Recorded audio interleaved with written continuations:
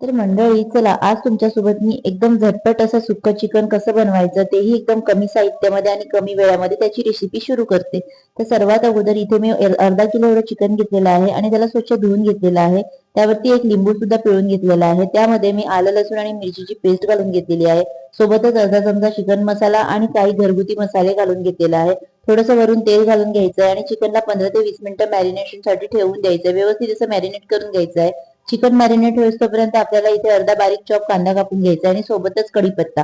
हे जास्त साहित्य लागत नाही, एकदम कमी वेळामध्ये हे चिकन बनवून रेडी होते। बघा चिकन सुद्धा आपलं मॅरिनेट झालेलं आहे। सोबत इथे मी गॅस ऑन करून घेतलेला आहे आणि कढई ठेवून घेतलेली आहे। कढईमध्ये 2 पळी तेल घालून घेतलेलं आहे। तेल गरम झालं की आपल्याला कढीपत्ता आणि सोबतच कांदा घालून घ्यायचा आहे आणि कांद्याला हलका ब्राऊन करून घ्यायचा आहे। कांदा हलका ब्राऊन झाला की आपल्याला त्यासोबत त्याच्यात मॅरिनेट केलेलं चिकन सुद्धा घालून घ्यायचं आहे आणि चिकनला सुद्धा 2 ते 3 मिनिटं वर खाली करून परतून घ्यायचं आहे।